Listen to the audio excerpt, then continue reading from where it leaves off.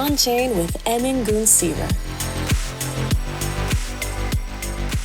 Hi everyone, welcome to another edition of the podcast, and great to see you on chain and on here. Let's see.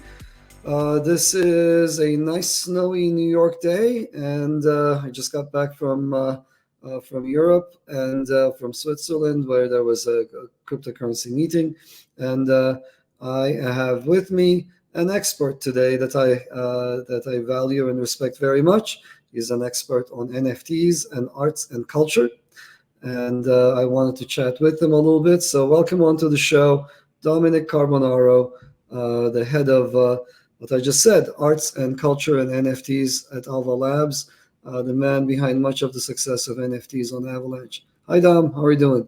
Hey, Garen. How's it going? Good. I'm in office today, like you mentioned. It is a nice snowy day. It was pretty crazy. I couldn't even see out the window a few hours ago. So it's nice to see it calm down. But I'm doing good. It's been an eventful week for us, to say the least, in the NFT space. So it's been a fantastic series of weeks, and that's the topic I want to get into. But before I get into that, it's great to see that you're in the office. Clearly I'm the derelict here. I wanted to come in today, but I just traveled internationally, so I decided to sleep a little bit, and you can tell, I think, that I just woke up for the podcast. But yeah, so Dom, let's start with NFTs. So there are a lot of people in the Avalanche community. There are a whole lot of NFT degens, but also there are a lot of people who are new to the space, and a lot of people do not appreciate or understand the value proposition of an NFT. They don't know where NFTs get their value from. So the very first thing I want to get into is, what is an NFT in your eyes? How do you define one? Yeah, so I think at the very base, NFTs are claims on culture, they're claims on community, they're claims on digital identity. It's really a way for people to express themselves. And then we see this in the real world play out with, like, belonging to certain clubs or wearing certain types of clothing. It's no different than what we do in the Web3 space, which is around NFTs, right? So I always say it's like as basic as, if I wear a certain NFT as my PFP, what that community stands for, and kind of those the rules of the house per se are like portrayed on you. So I really think at their base level, that's what they are, and I think that's okay. I think it's actually a really good thing that that's what they are, and and I think we're going through a great exploration phase, to say the least, with some of our new projects. So there's quite a lot to say on that front. So a lot of people think of Avalanche C chain as being the main chain, but really there's the X chain, and that's part of the Avalanche virtual machine. And when we were designing it back in 2018, Kevin and I spent a lot of time on the kinds of tokens to be supported on the Avalanche virtual machine on the X chain. And people who've looked carefully into our documentation will know that we support NFTs as first-class abstractions, as first-class tokens on Avalanche. And I remember going around and talking to people. I spoke to Vitalik, I spoke to Joe Lubin of Consensus, telling them, look, guys, there's this thing that's going to take place called NFTs. They weren't a thing back in 2018. And I remember Kevin and I went around and said, look, these things are credentials. So just the same way you have a driver's ID, you will have a driver's NFT. Just the same way you have an Ava Labs ID that opens the door, you'll have an NFT that opens the door. And so that vision hasn't really played out yet. Maybe it will. Maybe it's in the works. That is a credential issued by one party to another.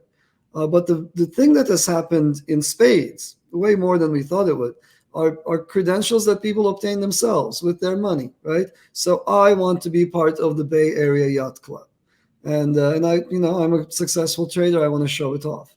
Or somebody goes and gets a whole bunch of, you name it, dokyos, and so these are all club memberships in some sense, right? So they're like part of your identity. You're saying, hey, I'm so cool, and instead of wearing, I don't know, like a fancy whatever, this is my version of a fancy sweater, but instead of wearing something on your body, you now virtually carry something that exemplifies or that certifies membership. What do you say about the right click issue? a lot of boomers are very, very confused about this. They're like, oh, you paid money for that? Ha ha ha! I right click saved your NFT. Yeah, so it's funny. So I had this conversation with my parents. My parents are both educators, so I was always taught things like through analogies, right? Like imagine it like this in order to learn and understand. So I did a fun experiment with my mom because she's like, that makes no sense. How can you own that? You can just right click save it. And so I had a picture of our house on her phone. And I said, imagine someone random walks up and I show them a picture of this house and I say, I own it. And my mom's like, well, I own it. And you can prove that you own it by showing the deed to the house. My mom's like, yeah, I can show. I have the paper right here. I own it. So that's at a very base level. That's kind of what an NFT is. You have a digital representation of an item, and there's a way to prove it via a token. So, are there more nuances to it? Is it absolutely true? That there's maybe some more technical differences, but at an understanding level, my mom was like, oh, so you can own a representation of that asset. I think this is a claim on that asset. I said, that's all it is at a very basic level. And so I think it's just more like, whenever I talk to like the boomer generation, it's just more like putting it in terms people understand. And then I think they just really quickly get it like, oh, as things generally change and as the systems change, it won't be a physical paper as a deed anymore. These will change to a different medium, and blockchain is really well suited for this. So yeah, that kind of normally solves itself once you tell them that. And then they kind of Yeah. laugh. Yeah, exactly. So, and if the goal is to tokenize all things, we have to understand that not everything is a fungible item. It's not everything is money or a stock certificate or a bond or a financial instrument. There are a whole lot of things that are one-offs. And I mean, I can go on this topic. I remember when I first entered grad school. I'm not going to mention the year. It was a while ago, and the whole time I was like, "Look, we know public key crypto." And back then, people would steal your car by breaking a portion of your whatever, your ignition block, and making two wires touch each other, and then you start the engine. And the whole, if you were semi-smart, you're like, this authentication has to happen for my car. It has to happen inside the engine block, and you got to go in there with a little device that says, I am the owner of this car. That's a non-fungible token, and you can put your car's picture on it if you like. But those kinds of things are pretty darn important. And of course the ones that have no meaning, it's just a synthetically generated or a hand generated picture. So ownership of it shows something about you. So Yeah. tell us a little bit about, so at least in my little universe, you're one of the people who knows the most about what makes NFTs successful, what it takes to build a successful NFT project. So let's talk a little bit about what it takes for an NFT project to be successful, at least in your experience. Yeah. So this was something I got to see pretty firsthand because I get to see how a lot of our projects are built. And I think people generally undervalue the amount of work that goes into taking something from nothing to getting it to market and minted out. There are a variety of parts you need to focus on. One of them is a form of like marketing. So you need to be able to tell the story of what you're doing and why it matters. Another is actually managing that community. So when you have a good marketing funnel, you need people coming in and you need them to be a part of this group and give them a sense of identity. So those usually live in things like Discord. So having a really great experience in Discord. So like when I enter, like what is that like? Like what's that experience like? So thinking a lot of things through as like an experience for a user as opposed to just like I'm buying a picture. And then they're a part of the community before they even buy or mint anything. And then on the opposite side, from the artist side, that stuff is intensely grueling. So the amount of traits you have to pick, making sure that all of those traits make sense, right? Because if you put a hat on with a different type of beard, that beard may awkwardly go into the hat. So you have to review thousands and thousands and thousands of images to make sure that they're all set the right way. Right. And then the hardest part is bringing that actually to market, which is an extremely nerve-wracking experience. So making sure the mint is successful, the website stays up if you use your own website. So it's a very interesting thing where you need technical skills, you need community building skills, you need marketing ability. A lot goes into them, a lot more than people think. And obviously, like when markets are going crazy and things are very frothy, the threshold to mint things out gets easier, right? But in the current state, people are much more meticulous at what they're looking at. So you have to be you have to be really on it, because people are going to analyze everything you're doing. And if you show signs of weakness, people will start to lose trust in what you're building. So, yeah, I think I think those are the three big things, right? A community approach, a marketing approach, and a technical approach. We have to have all of those to make the project successful. No, absolutely. So, I think this is a good time. Before we go on to discuss Avalanche NFTs, I do have to brag a little bit. So back in the day, back when I was first active in Bitcoin circles, when NFTs weren't a word yet, I was somewhat famous. I was somewhat infamous. Some people loved me because I was the scientist who was bringing a scientific approach to crypto, and a bunch of other people hated me because I discovered a way to make more money than you should on Bitcoin by mining. And it was something called selfish mining. So I got a lot of hatred at the time. In any case, they decided to put me in the very first NFT series that was ever created. It was created on Bitcoin. So I'm there. Luke Dash Jr. is there. Luke Dash Jr., for those of you who don't know, is an OG who believes in eating cats. I think he's also known as the cat eater. He has some colorful ideas. Anyway, Luke's there. I'm there. Satoshi Nakamoto is in that series. A bunch of other people are in that series. But the person creating my NFTs ended up screwing up, and I became created as a divisible NFT. So you can own a piece of me if you like. I don't know how many people have my NFT. I have some still. I'm not going to sell them, but a bunch of people have some whole NFTs of me, and they might be selling fractions. And anyway, so they're there in the very, very first series of NFTs. I love them, and I do think they're awesome. And like you said, for an NFT series to be successful, you need to have the technical chops, the artistic chops, the marketing, and of course, you need to know how to build a community. Let's talk a little bit about the typical lifetime of NFTs, not from the point of view of someone who's, who wants to buy and hold, but from the point of view of someone who might want to actually make money off of these things. So one thing I've noticed is this, that NFTs are kind of like running crypto on turbo, right? They have a lifetime that's super freaking fast. They flare up, they become popular, then they disappear. Is that true? Although on the other hand, there have been NFTs that really stuck around for some time. What's been your sort of observation? How do these things go? So with NFTs, I view them in a few ways. So like specifically around PFPs, right? And I think your statement is true around the cycles being very short. But some can make it past that, and they become what I call more like digital artifacts or art. You think of things like CryptoPunks. I wouldn't really call those PFPs. Those are more art. You're buying artifacts. But like the newer PFPs, I think what happens is people buy into them and communities become really strong. So people continue to buy. The assets inherently are rather illiquid. So the price discovery gets crazy. And as the price discovery gets more crazy, we have to start looking around to ourselves and justifying the price.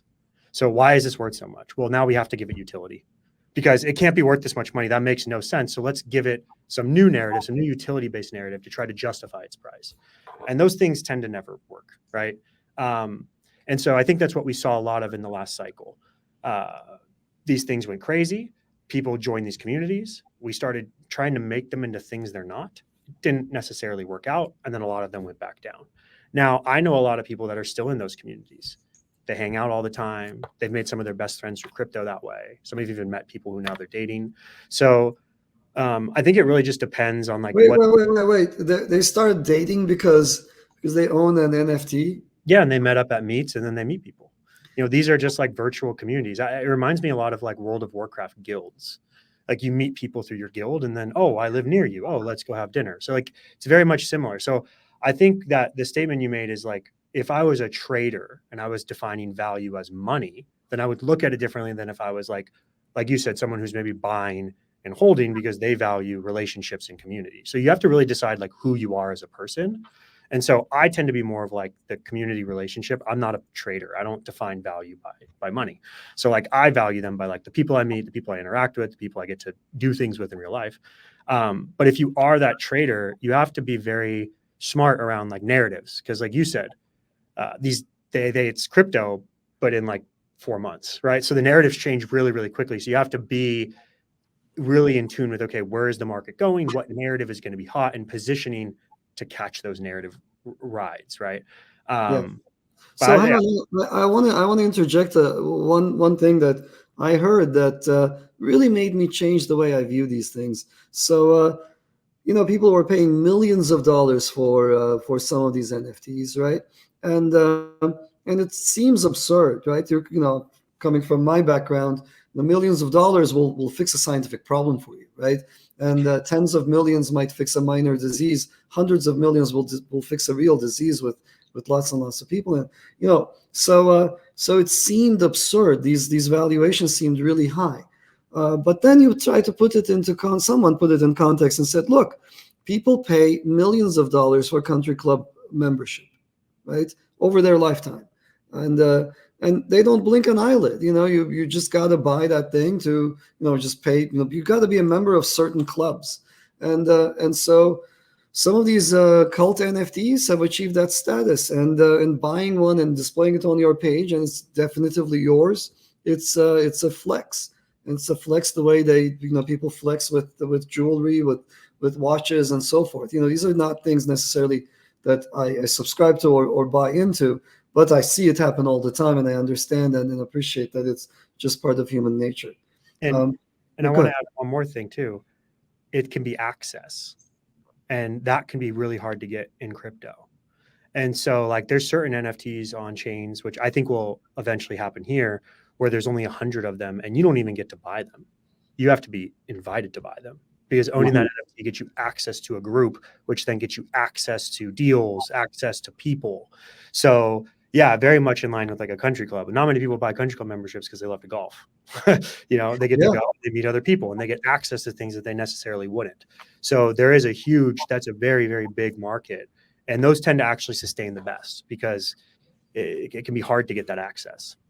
That's a fascinating point, and it's actually a good jumping off place, not for this podcast, but for a later podcast, where we talk about SocialFi, right?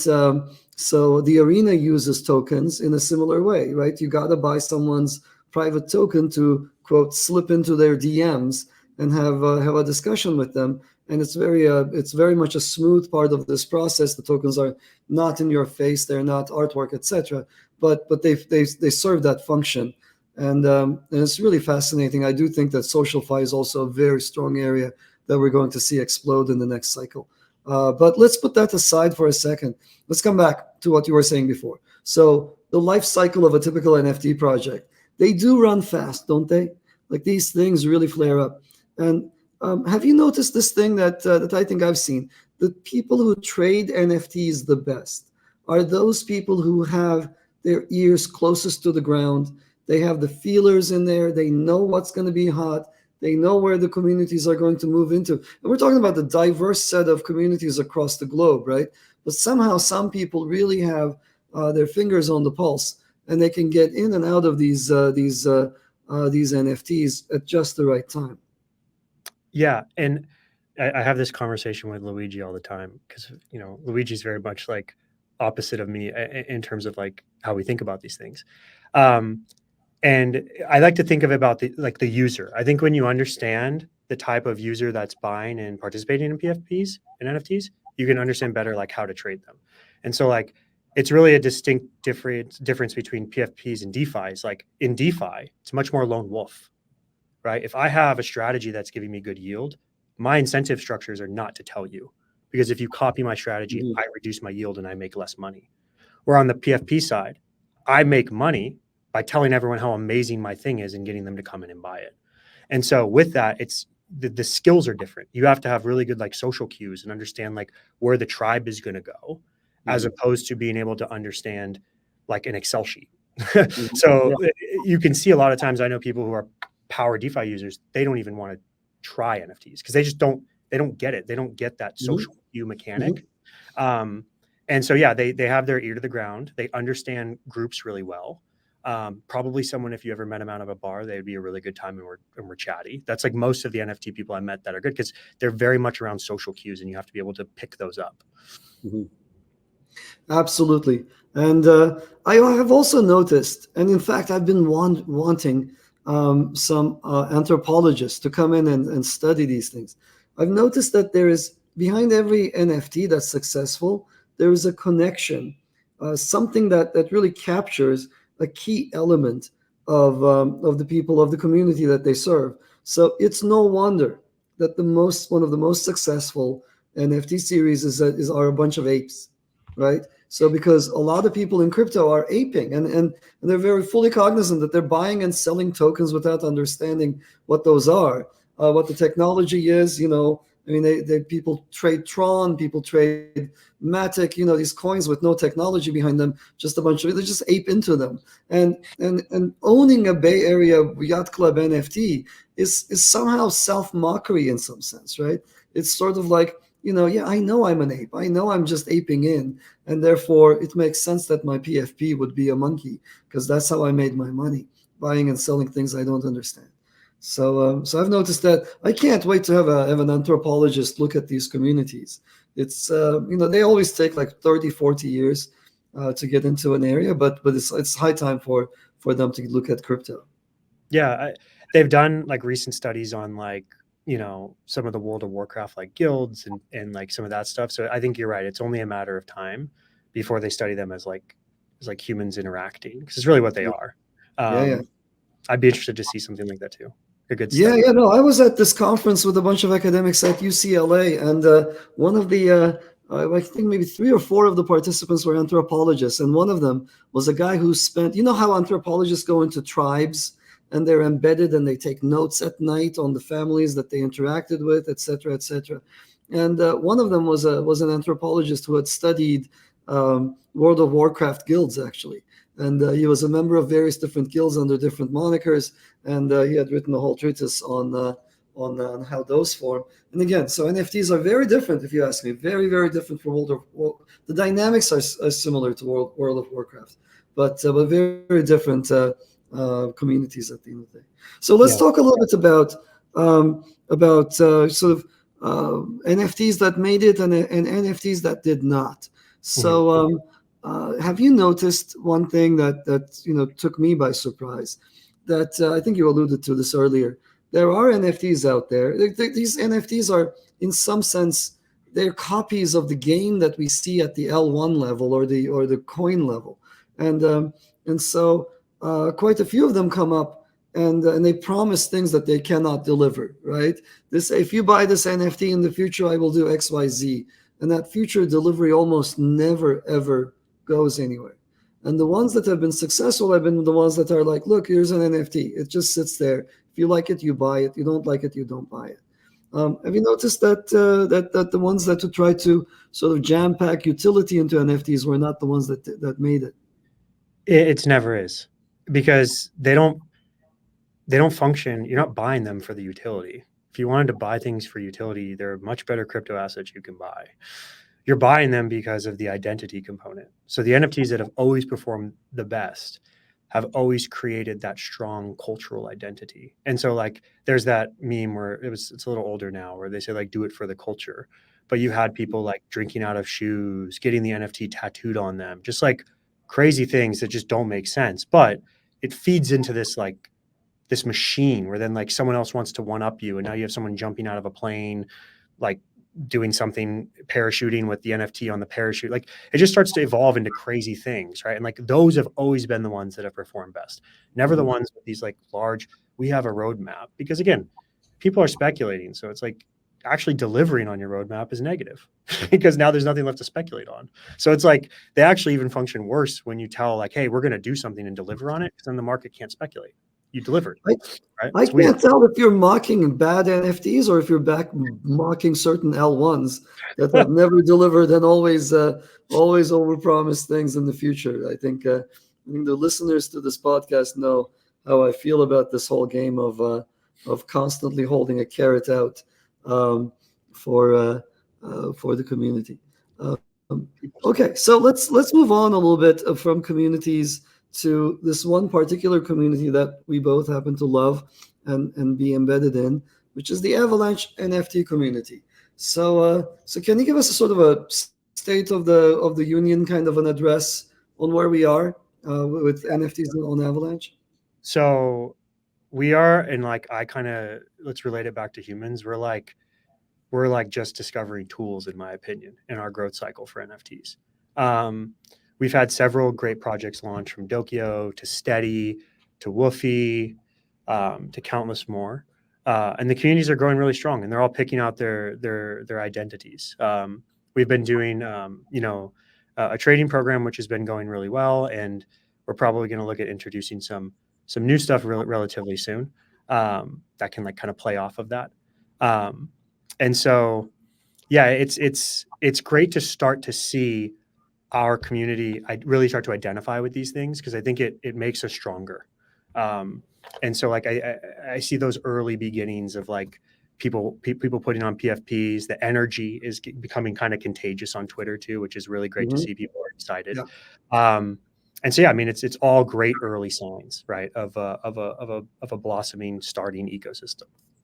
Yeah, I think something that we should understand is that the Avalanche community, the Avalanche is a third generation coin. It's the latest generation coin, right? So the first generation was Bitcoin, second was Ethereum, and second generation pretty much tried to copy features of the first and added just one additional thing, which is programmability.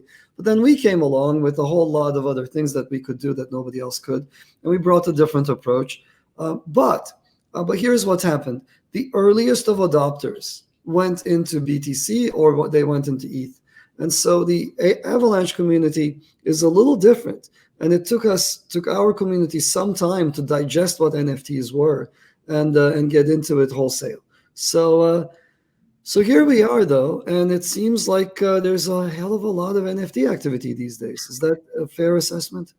Yeah, I mean, I think that's even an underassessment. We have Dokio is doing the most volume out of any NFT project in crypto. So is that right? Number one? Yeah, it toggles between rank 1 and 5 and 4, but it's been number 1 on several occasions. And so yeah, it's crazy to see that much activity. And so yeah, I mean, we're even getting like natural stuff pop up, right? Like people are now just doing NFTs and I don't even know about them, which makes it even more crazy, right? Like even celebrities are starting to do them. So it's like, it's just, I don't know, it's a wild ride, but I think what you mentioned is true. When I first started here, our community is very unique. And like, I actually think we have a very, very high IQ community. Like they are very much ingrained in the tech, and like the rationale and reasoning behind our users is a little different than other places. So it took some time to like kind of foster why these things matter and what they do. But it's been nice to see some more reception and people kind of getting in there now and going, oh, okay, I see why these things matter. And like that light bulb moment, right, is always great to see. Yeah. No, I fully agree with you that it's the high IQ might have actually kept our community from jumping into these things than compared to others.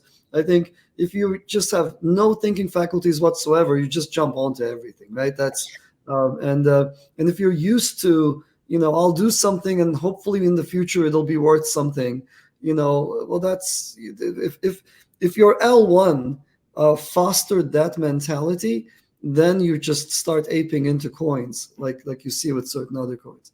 But the Avalanche community is different. I think that critical thinking is really, really strong. And but now people get it. So it's fantastic to hear that Dokio was number 1. I was out of the country for a while. I had noticed that's great, and realized that it was consistently in the top 5. That's really, really easy. So let's talk a little bit about where these things are going to go. What's going to happen in this cycle? What's going to be different with NFTs in this upcoming cycle compared to the last? So yeah, I have very passionate takes on this, and I think the things you mentioned at the start, right, like identification, like things like this. I come from a sales background, so I always would categorize things into 6 month, 1 year, 3 year, 5 year. Like, and that's just, I think, always worked best for me. So I would say like the 6 month stuff is still like the speculative stuff, the easy stuff like PFPs, trading. That's what the market's used to. And we know that, right? But that's not, like you said, what's going to be next. And so for me, it's like, okay, what's our next 1 to 3 years look like? Like, is it just PFPs? I tend to think no. And I tend to think like the PFPs were really just a signal for the NFT as a technology. And now you'll start to see amazing use cases come out of it. So, I talk with Morgan about this all the time, like tokenizing real world assets is amazing.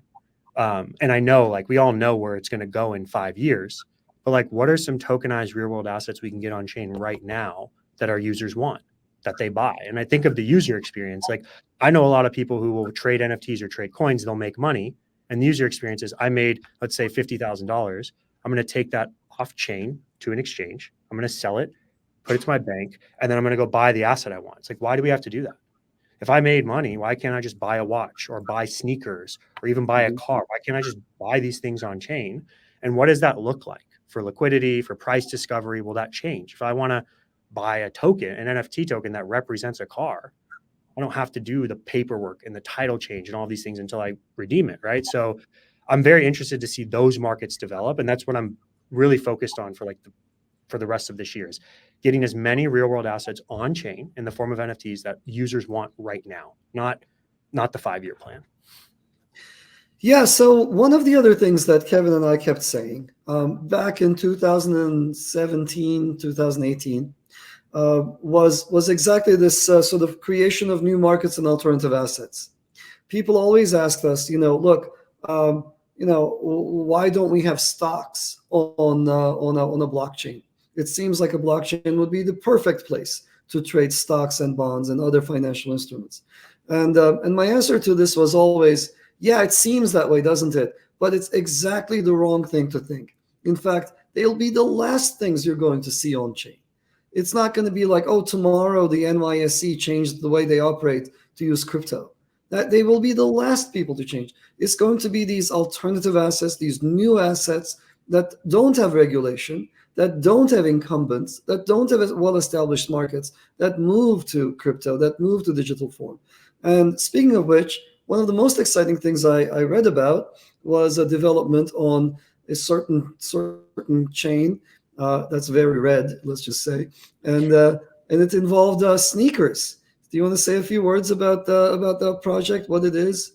Yeah. And also, mind you, guys, Dom is talking to you from Brooklyn, so that's and behind him you can see Manhattan, and then I'm in New York also, and around where we live, sneaker culture is a big deal, and I've lived all around the U.S. and it's different from place to place. So you may not appreciate this, but sneakers are identity. Sneakers are value. They're a store of value for people, and it's absolutely essential. You can get killed for stepping on the wrong guy's foot when he's wearing his fancy sneakers. Like that's common. Like that's not, I don't know how common it is, but that happens in Brooklyn. So it's important. So that's our sort of cultural background. And Dom, do you want to tell people about this project, this thing that people are doing? Yeah, absolutely. So, and I'm glad you brought this up, because sneakers are very also ingrained in the culture of music, of sports. And so Minaswap is a product launched by Cool Kicks. So Cool Kicks is, they've been in the sneaker industry for a really long time. They have a YouTube with about 2 million subscribers. They have a really famous Instagram. They have a few store locations that are very popular, and they're a very, very large sneaker reseller. And so they're on Avalanche. They've done their first few sales already, which have all sold out, done over hundreds of thousands of dollars of volume, and they're tokenized sneakers. And so what they've done though is amazing because of how they do the vaulting and identifying. So their team's incredible, and they have AI imaging. So as the sneaker comes in, it'll pick up to, I believe it's 8 or 9 unique identifiers on each shoe, and then match that to the NFT. So if you send them shoes with the NFT, they will know that those shoes are not linked to that NFT because of that unique identifier. They then vault those if they match, and then issue the NFT on chain.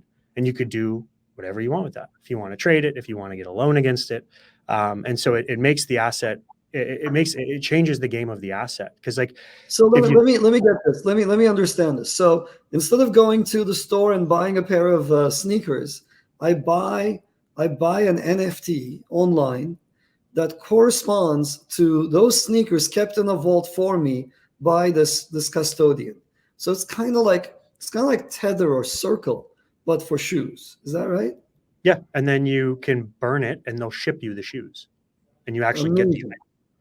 yeah. Or I can gift them, right? It's like instead of giving Yep. my nephew, like a pair of shoes, I just give him the NFT, and then he Yep. can use it as well. And did you mention I could borrow money against it? I use them as collateral. So that's the next step, right? So that's when I said like RWAs I'm focusing on is like the use cases make sense because suppliers could be sitting on 50, 60, $70,000 worth of sneakers. And let's say there's a new play coming up that they want to buy. Well, they'd have to liquidate their shoes at market using like a StockX or a GOAT, which charges insane fees. Well, wouldn't it just be easier if you could deposit those? Another supplier who's okay with taking on the risk, because maybe they want to buy those anyways, gives you a loan for 20%, 30%. You can use that money, conduct your business, make the money back and more, pay the loan off, and then actually continue business. So like that's the next step for this, because now that we have tokenized sneakers on chain, we can input them into the DeFi ecosystem. I mean, I've talked about getting a culture index, and this was something I was talking about with the Minuswap team. Is like you can just buy into like a kind of like almost like an index fund, and it has a watch, it has a sneaker, it has a bottle of wine, it has maybe like a nice handbag, and someone's job is to constantly change those items in and out, and you're just buying like culture basically items, right? So like these are the ideas I'm talking about with Morgan, because I think these are things that are interesting for users right now that they would want to buy, and like you said, much less regulation around them. Very cool stuff. What about games? Use of NFTs in games. We've got a whole bunch of AAA games coming up, and I think podcast listeners are sick and tired of me raving about my favorite game, Off the Grid. Not only because I'm an NPC in it, but because I played the game for 20 minutes and I got addicted. And Dom, I don't know, like every now and then I get addicted to something. Like I put on AR glasses once, and I use them for again about 20 minutes. And ever since, I have not been the same person. Like where I use those glasses, if I go there now without the glasses, obviously, I feel like something is missing. I feel like, my world is poorer. I put these like dancing kids on the wall, and they're not on the wall anymore. So I feel, but anyway, so clearly I have an addictive personality and need to keep myself in check. But I got addicted to these games, and they're really amazing, and they're AAA, fantastic gameplay. And one of the coolest things, of course, is items in the game are actual NFTs. So in Off the Grid, you're living in this futuristic universe. Everybody has voluntarily gotten rid of their stupid arms and legs, because who needs those? And they have mechs. And so you kill people and steal their arms to upgrade your arms. And all of those are NFT transactions. And everything you do in game is an NFT. So what's the crossover? Is there a crossover? Are we going to see universes of shared NFTs across games? What's that future going to look like? Yeah, so I think the best way to is I like to think about it from me, because I played games, and the thing that always prevented What me kind of games did you play? Let's get a feel for you. so I played Counter-Strike 1.6. This was like 2007. This was back when they had like, do you remember MIRC? Those like forum channels used to go Well, to? of course I do. IRC, of course I do. I wrote bots for IRC. And Ventrilo, because that was like the only comms you could use. There was like, it was Ventrilo and IRCs. Like that's where I started before that on console gaming, but that's like really when I started gaming. And then I started playing, I started with Dota 2, Dota and Warcraft 3, the original Dota. Those were like my games as growing up. I got into the newer ones like League of Legends and World of Warcraft. But the thing that always prevented me from really investing in them is I could never transfer my time invested as value. So I didn't care. If I spent 10 years in a game building up all of this value, I was never able to transfer it. And that always didn't sit right with me. And so I think with gaming NFTs, the reason it matters is you now can transfer value. And I'm interested to see like how that works, right? Because like I have old accounts that have certain like, I have a Steam account that has 5 digits. So it's a 5-dig. Those sell for money, right? But like, it's kind of weird how you have to do it. You can't really transfer that value. And I think that's the big thing that crypto games unlock. And I saw this a lot with Counter-Strike Go. If you look at their skins and their skin economy, it's a multi-million-dollar economy. And a lot of people don't even remember this because this was before Steam and before like you could stream and make a living. It got so bad the government actually had to step in on this because people were betting with skins. So you'd bet like a $10,000 knife that team A would beat team B. Well, a lot of these Counter-Strike players weren't making any money. So there was a whole bribing scandal. Like this is how big this economy got, where they would bribe gamers to throw so you could make a ton of money on these skins. So I say that because I view crypto games in the same aspect as that, like, it's the first time people will own the value of the asset and they can transfer that value with them. And that's a new primitive.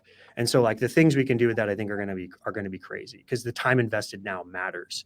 It's not just something you can show off. It actually has monetary value now. Absolutely. I can't wait to cash in my Frogger account. Well, obviously, I don't have one, but yes, no, my heart goes out to you, to everyone who invested a heck of a lot of time playing games and had the games rug pull on them. I know for a fact that several games I played and loved disappeared on me, and everything's just gone. And the ability to carry those things, those items from one universe to another, or to rather belong to a universe that outlasts an individual game, is it's like being part of the Marvel comic universe, right? You're one of the characters, and you don't want your assets disappearing under you any more than you want your real world assets disappearing. So yeah, this is it's a fascinating topic. What about meme coins? How do NFTs play along with meme coins? Where do they sit in the relative scheme of things? People always say that PFPs are meme coins with pictures. And I'm not going to get too into the weeds. I generally kind of almost somewhat agree in that like meme coins are kind of a claim on community and culture. There's obviously differences because there's no pictures and they're more liquid and they're traded more. But it's kind of the same vibe of that, like I buy into this meme coin, I'm bought now into this community. And like, that community is what matters because like, you've seen the adoption of crypto. Weathering the storms of volatility is very hard. Your beliefs get tested. A lot of things get tested. And the stronger that community is, the stronger you can weather that volatility. And that's why we've seen, I think, things get so adopted and accepted over time. They never start off, Dogecoin, things like this. They don't start off at the top, but they build strong communities. And those communities get so entrenched that it doesn't matter what you do, they're not going away. And I think meme coins are the same way. And so it was kind of crazy to watch some of those pop up, right? Like Cock being a huge one for us, and they're having a really, really strong community. So I think they're really good things, right? They have strong identity. They stick around. People are happy about being in them, and it's okay, right? Like when I first started in crypto, I remember I used to think that's garbage. It's not real. It's not real tech. And I kind of have now when I get that feeling now, I start to say like, okay, maybe I need to like reassess this because I had that feeling before. And when you get into them, you're like, it's okay that these things exist, right? They're not bad. They're just different. And that's not a bad thing, right? It's a way of expressing culture through crypto. That's just, I don't know, it's a new phenomenon. Absolutely. No, I've had the exact same feeling. I remember when Doge came up, Jackson Palmer, who I happen to love to bits. He's a great guy who came up with Doge, right? He's one of the few people, like, there's a founding crowd, but he's one of the main characters there. And Doge was for a long time ranked above Avalanche, right? And it drove me nuts. But there were good reasons for that. Our community was not as strong as Doge's.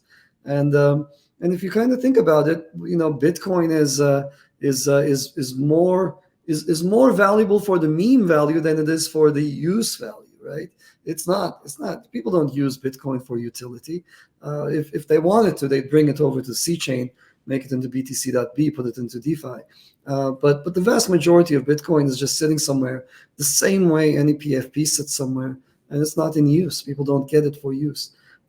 So yeah, there are certain coins that have meme value that far exceeds many other assets with actual utility. So fascinating world. So what's your take on sort of who or what on the characteristics of the winning plays in the NFT space going forward for the next cycle? What are the things you look for when you evaluate an NFT project? So for PFP specifically, I look for a strong leader. You have to have someone that's vocal, that is savvy and understands how to, interact socially on Twitter, that has a vision around what they want their community to be identified with, understands that like this is what we're going to do. We're going to be the bar stool of Web3, or we're going to be whatever it is. So they understand that vision, and then they understand how they're going to address and find the people that agree with that and bring them in and retain them. That's what I look at. And I think the projects that focus on that the most, the art can be secondary for these things, because the art still has to be good. I'm not discrediting that, right? It has to be good enough to where people accept it. But the biggest strength is in the strong vocal leader. So for PFPs or anything along those lines, that's what I would look at. Who's the leader? How are they aligning themselves? So if that's your take, then you're not bothered by the rise of generative AI. You're not bothered by the ability to create huge numbers of pictures in the same vein, in the same style, using machine assistants.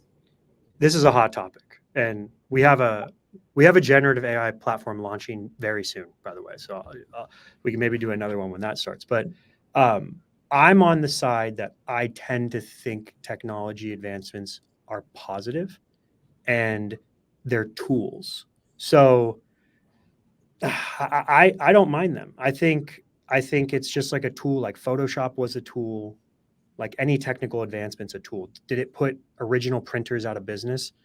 Yeah, some, but some still stuck around. And so like AI, I don't think is going to put artists out of business. I just think it's a new tool for them to use, and it might give access actually to people who never could create, right? Maybe they had it in their brain, but they never had the physical ability to do. Well, now that just maybe creates a whole new class of creatives that can make amazing things. So I view these things as more of like positive sum and additive, as opposed to like scarcity reduction, like I'm losing.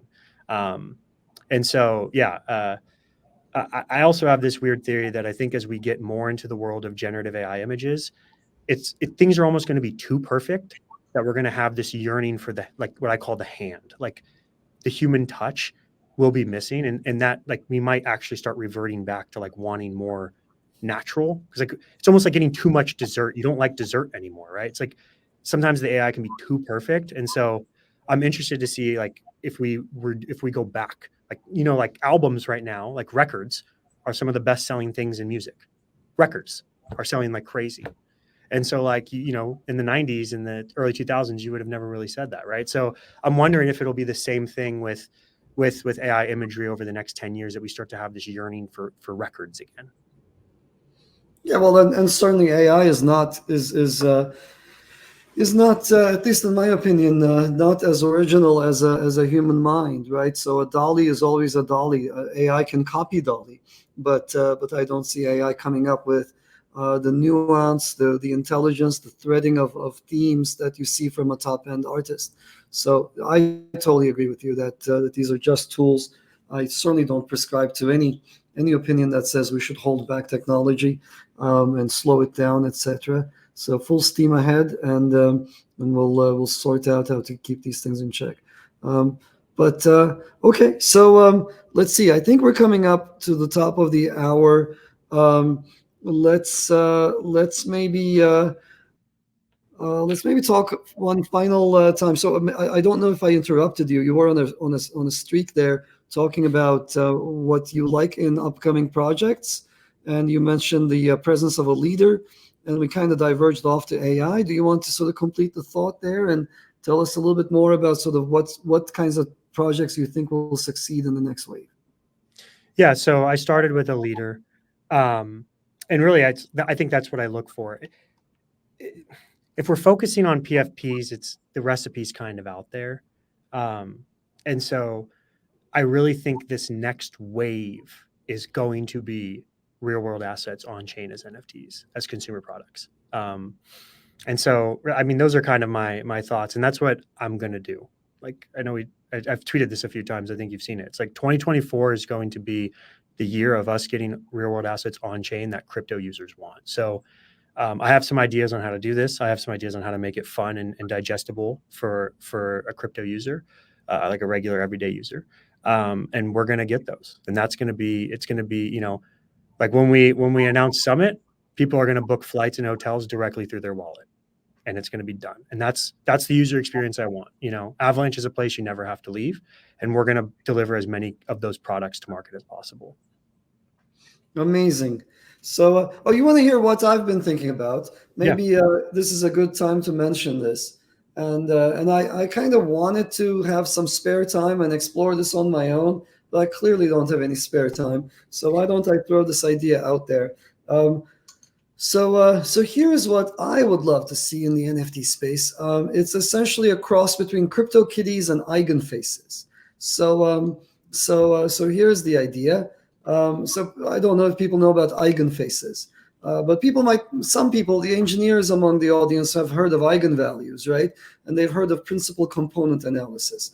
But I'll tell everyone what this means. So you can take a lot of pictures, let's say, of people's faces, and they're just dots, right? So there are a bunch of dots that form my eyebrows, there are a bunch of dots that form my nose, etc., eyes, etc. So you take these pictures, you view them as matrices, and you try to find common patterns. And having looked at, let's say, millions of people's pictures, what you can do is extract the principal components, those features that tend to be repeated over and over again. Clearly, the vast majority of those pictures are going to have two symmetric dots where the eyeballs are, right? They're going to have eyebrows right around here, and so on. And in fact, there are some people who have the unibrow, right? And some people who have like very thin eyebrows, etc. And every individual then can be expressed as a combination of these principal components, right? So it's like Jimbo out there is sort of 80% to a unibrow with small eyes, big eyes, what have you. And so then every single face can then be expressed as a tuple. And so, like my face is just a tuple, and so is yours, and so is everyone's. So I would love to have those things be NFTs. And I would love, just in the same way that we used to do this with CryptoKitties, you could take two people and breed them and get, and take a look at their child, right? Their virtual kids. And it's going to be controversial for whoever does it. But I would love to see this take place, right? So you just create these eigenfaces, and you could create them synthetically, make up a bunch of fake people, or you could go to like celebrities and be like, hey, here's Ashton Kutcher's face, right? You pay some, or maybe he sells his face, his likeness, and then now you can breed Ashton Kutcher into your virtual humanity, what have you. I've been wanting to play with this, and I tried to get people excited, and then I tried to sort of head this project, and I realized I don't have time. But if somebody does it, that would be fantastic. And if they do it on Avalanche, well, they should do it on Avalanche, because clearly you heard it from us. And also, obviously, it's the best chain to do it on. It would be really cool. I'd be there buying your NFTs and doing some, virtual, combinations of people I know, etc. And just saying, hey, Jimbo and Jambo, if you had kids, this is what they would look like, and so on. It'd be kind of cool. Anyhow, that's my out there idea for the day, shower thought for a future NFT project maybe. So Dom, thank you so much. Let's wrap it up. Thank you so much for joining us. Is that the moon behind you, or is that something else? Move your head a little bit to the other side. Oh, what is that? Oh, it's the light. It's like it looked like you were about to be abducted, or you got a halo. Flat Earth. Something like that. Okay, no, it's all good. So thank you everyone for tuning in to the podcast. Thank you, Dom, for sharing your insights and wisdom about NFTs and everything culture, everything art on chain. And so tune into the podcast next week. And so see you on chain.